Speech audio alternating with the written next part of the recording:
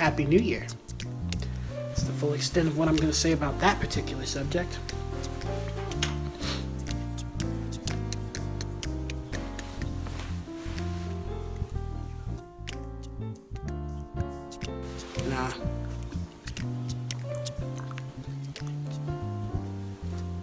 So as I'm sure you've noticed, it's been a while since our last video here on 3am Soliloquies.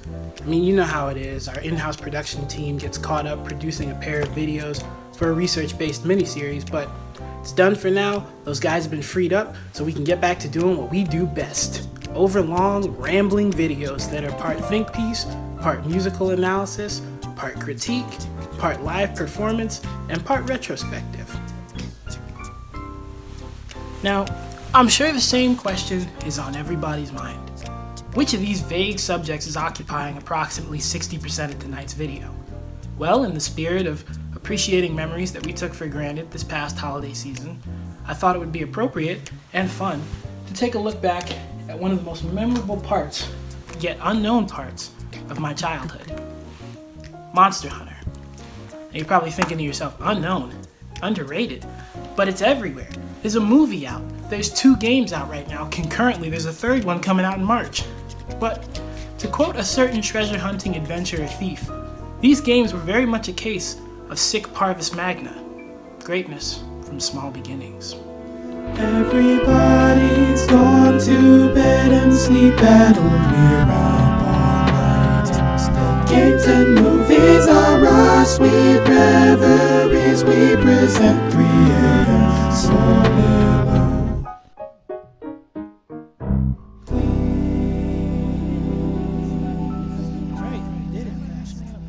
If you call yourself a gamer, chances are you've played some Capcom games before. From classic platformers to seminal fighting games to iconic survival horror and beyond, you'd be hard-pressed to find an avid video game fan who hasn't played and loved at least one Capcom game in their lifetime, probably more. I can't think of too many other video game companies that maintained this level of relevance and IP quality since the 1980s. So what was your first Capcom game? You know, maybe you were a fighting game specialist and so you love Street Fighter. You know, maybe action's your forte and you're diehard Devil May Cry. Maybe you love being scared, Resident Evil's your bread and butter. Maybe you're a classic 3D platforming kind of person, and so Mega Man's what you grew up with. All of these are classic video game franchises that made big-ass splashes in their respective genres and have been staples since their introductions. But my first Capcom game didn't have the same immediate impact and fame, at least not here in America. Monster Hunter is probably one of the most popular game series out there right now. With the success of Monster Hunter World and its subsequent expansion Iceborne, Capcom's larger-than-life self-explanatory action RPG series is officially famous enough to be in Smash Bros. And even has a feature film out. The series is currently so popular that recent downloads on the demo for the upcoming Monster Hunter Rise actually caused the Nintendo eShop to crash. Monster Hunter has got to be one of my favorite come-up stories of all time, if not my absolute favorite. And it's all the more personal to me because I actually got to watch it happen. And a lot of people are surprised when I tell them that these games have actually been around since the mid-2000s. They say, well, why am I only hearing about it now? And so to combat that, I decided to make these videos to give you my own personal perspective of what it was like to actually grow up playing these games and to have watched them mature alongside me. If you Google Monster Hunter and you scroll for a while through the games, you'll think to yourself, okay, I got Monster Hunter, but what the hell is Freedom? Freedom 2? There was a Freedom 1? G? Portable 3rd? Ultimate? What's the difference? So before we do anything else, I want to quickly run through the early history of the series, because it is a little confusing, and I think it's worth clearing it up now before we talk about the actual games. We'll get to the rest of the history as we go through the series, because believe me, it'd be a mouthful to talk about all of it right now. The first entry in the franchise was simply Monster Hunter on the PlayStation 2. Until I started the series, I never heard of this game. Nobody I had ever met in my life talked about it. It's crazy how many franchises by notable developers never really went mainstream, like Drakengard for example. Anyway, there was an expansion to this game, released in Japan as Monster Hunter G, a suffix which would become common in the series. The letter G in the franchise always indicates the highest grade of awesome, like this is the most badass version, You're a real G now.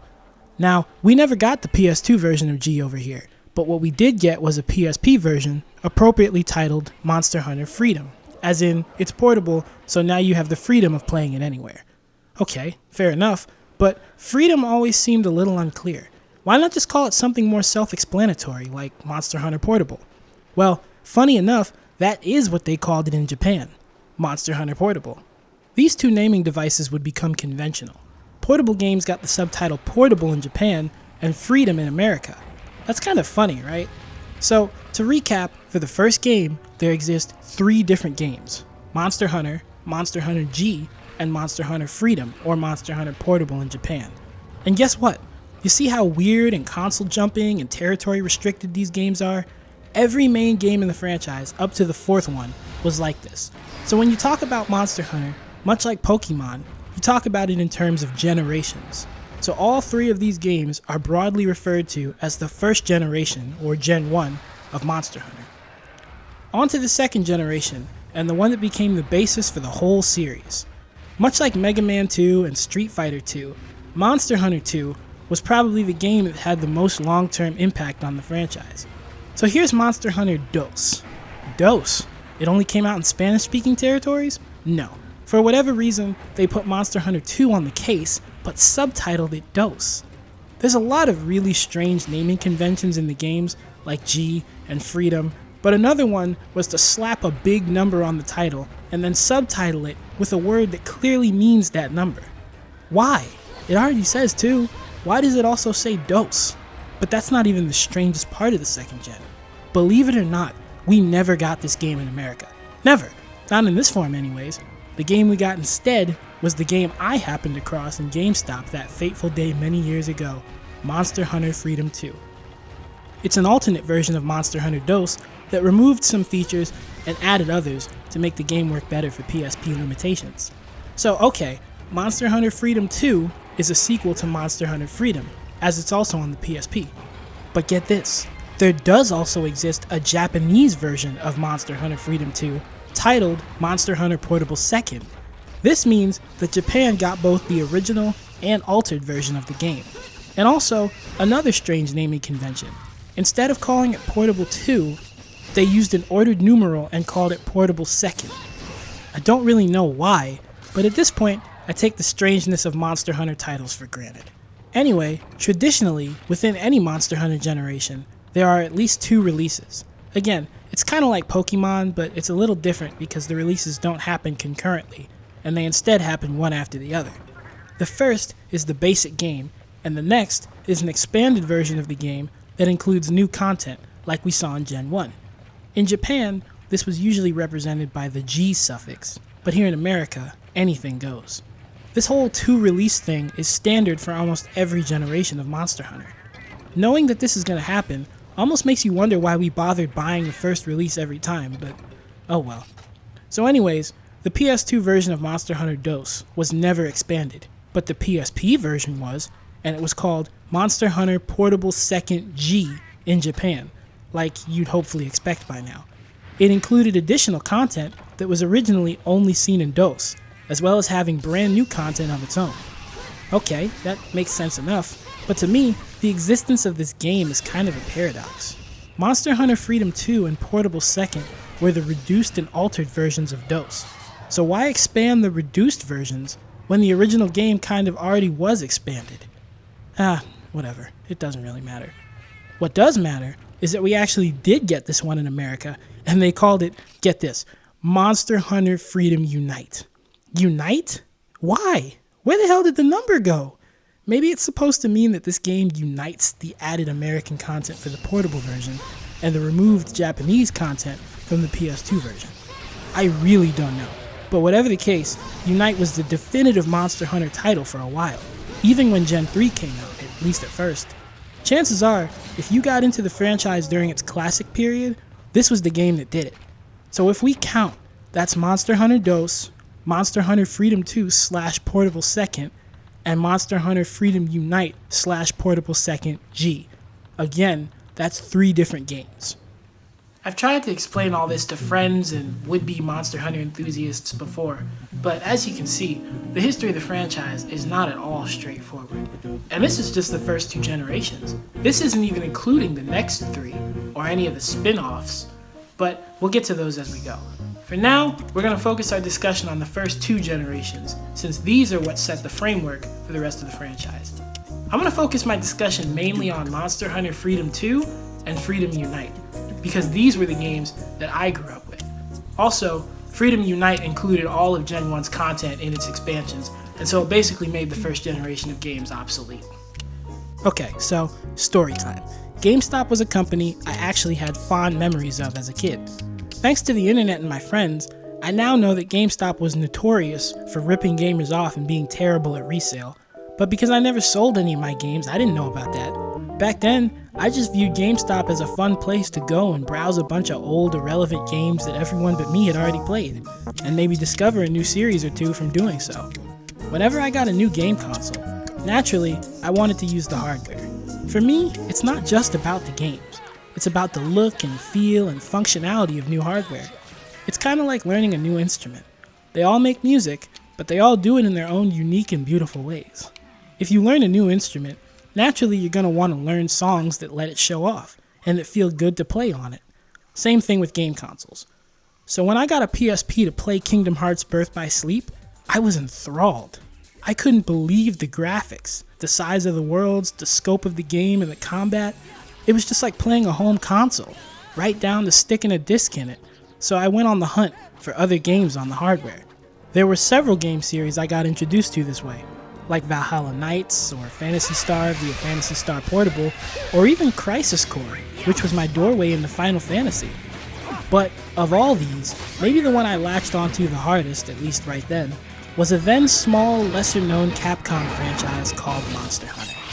I picked up the case for Monster Hunter Freedom 2 and thought, well, this looks pretty cool. I'd played enough RPGs by that point to know that I liked RPGs, and that my favorite part of any game series was the enemies. What's an RPG without some cool monsters? This was the first game series I'd ever seen where the primary goal was to fight monsters, rather than the monsters being obstacles to some larger endgame. I remember my first day playing Monster Hunter Freedom 2. It was so exciting. I raced home with it, I popped that UMD in my PSP, I got real hype watching that opening sequence with the Tigrex and the Hunters, which in my opinion, that's still the best opening sequence in the whole franchise. I played the game and I hated it. I freaking hated it. You want me to lie? I'm not kidding when I say that the first time I played Monster Hunter Freedom 2 was the first time I ever thought to myself, I don't like this game and I have no desire to play it further. I'm not joking. I'm really not. So I put it down, didn't play it for weeks, and like some inexplicable force of eldritch destiny, something brought me back. It was just this gut feeling. So I played the game again and, well,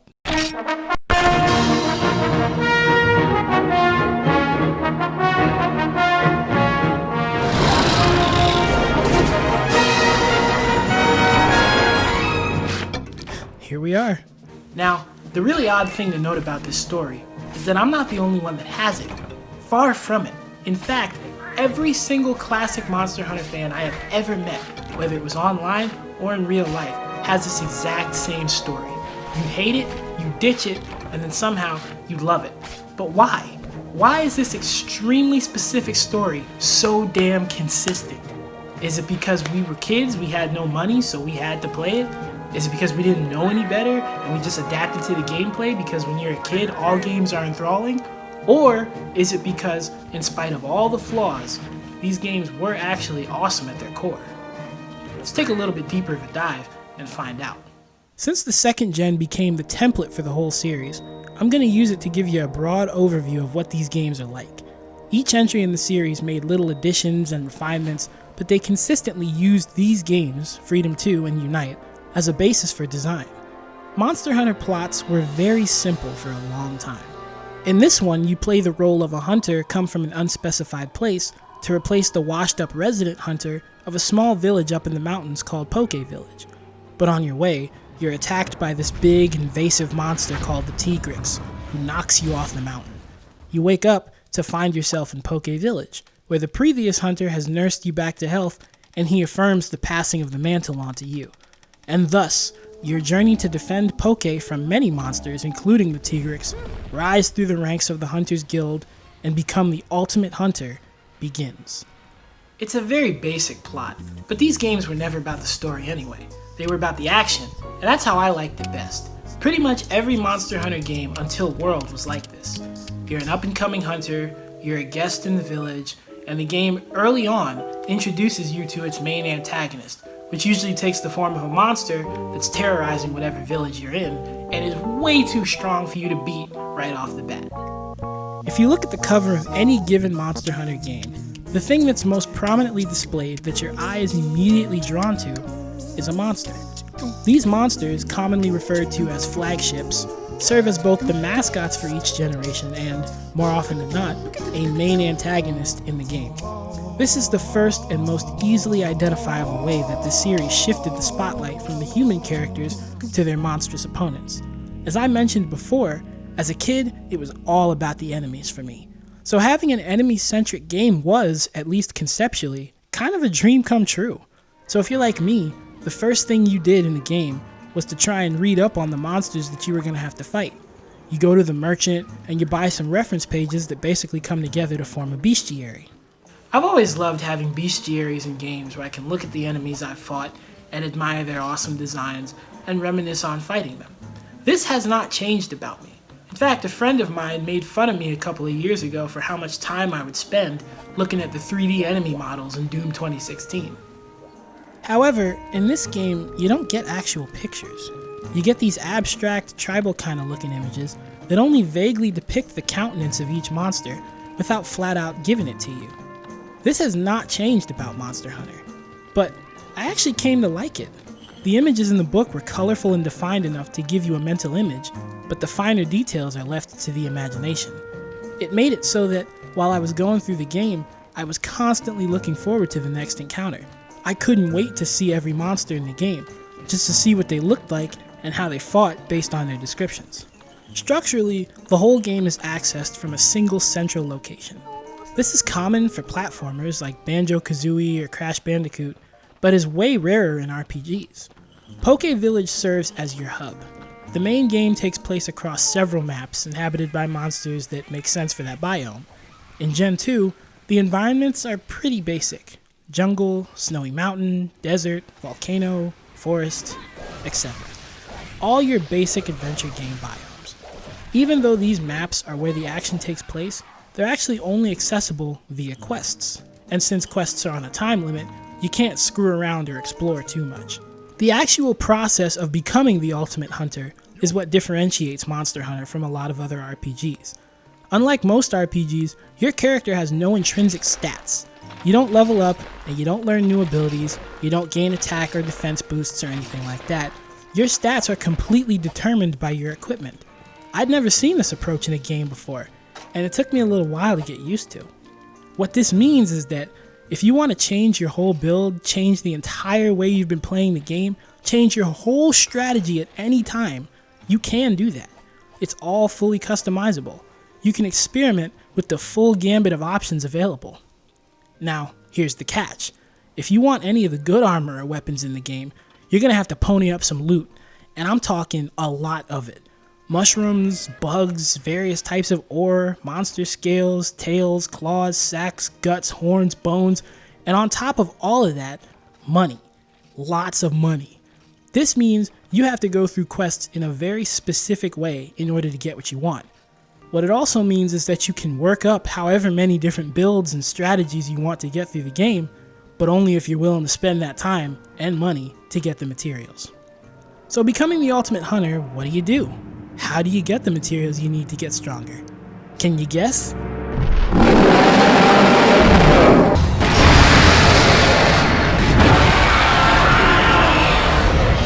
You hunt. You hunt a lot. As the title would suggest, the real stars of any Monster Hunter are the monsters.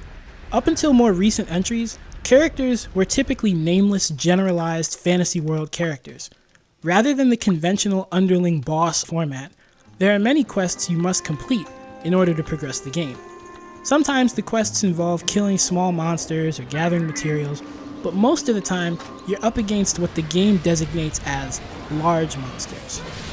It's through these quests that you get the materials to create stronger equipment, thus enabling you to beat stronger monsters and get even better stuff, so on and so forth for the whole game. Because obtaining materials is randomized and you need materials to get stronger, grinding is an essential and inevitable part of the Monster Hunter experience. But even the way that this is done is interesting. Quests are divided into low rank and high rank, and in some games there's an even higher rank called, what else, G. Each rank features more powerful monsters, in addition to stronger versions of monsters you've already fought. There are certain materials that are restricted to particular ranks, and what that means is there's only so much grinding you can do. It's like a built-in level cap. You can't just get infinitely stronger by staying with weaker monsters. You could have the best equipment possible in that moment, but there comes a time when equipment just won't help. You just gotta get better. The hunts themselves are another thing setting the franchise apart. In your typical RPG, fights against a single enemy rarely last longer than a minute or two, maybe a few minutes for boss battles. In Monster Hunter, a large monster fight might last anywhere from 30 seconds all the way till the time limit, which is usually 50 minutes. So instead of caution and reflex or blind aggression, which is typically how action RPGs shake out, one of those two ways, the challenge in Monster Hunter is more in learning how each monster fights, and testing your knowledge of how to fight them through hundreds of battles of attrition. Because monsters are the real main characters of the series, your battles against them are very dynamic. You can't just swing away at a monster in one area.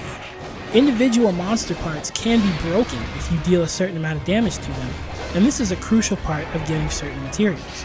Like, say you want to break a monster's tail, you're going to have to actually cut it off. And then once you've cut it off, the range of certain attacks it can do will actually decrease.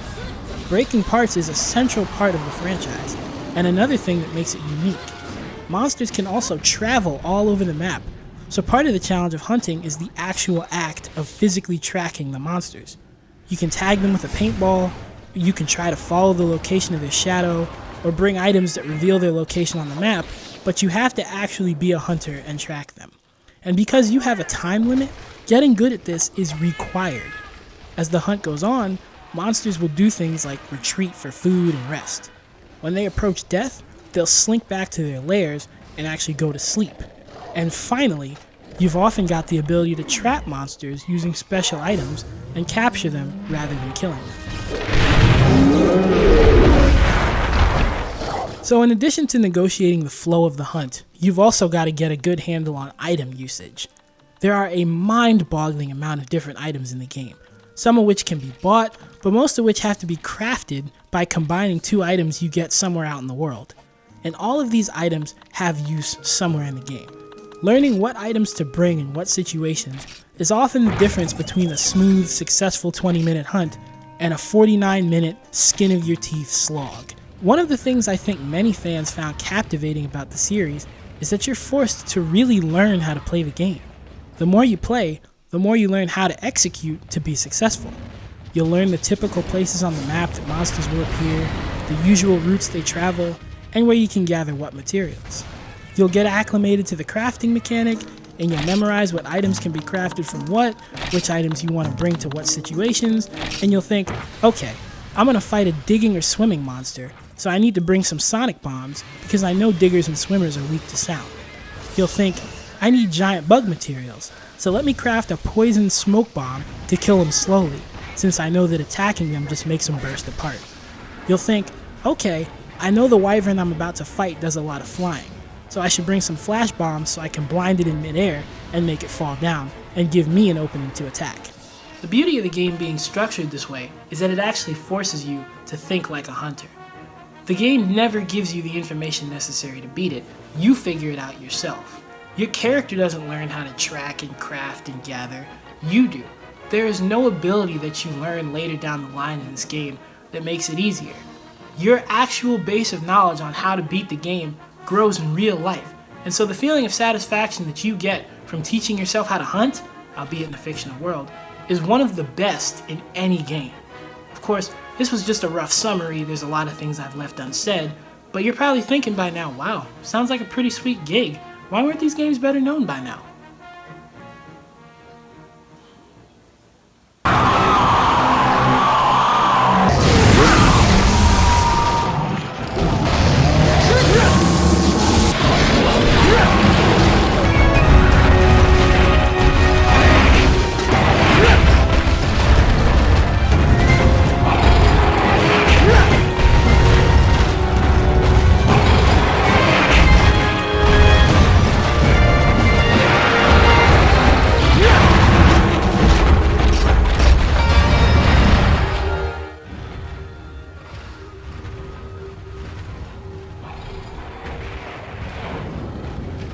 Next time.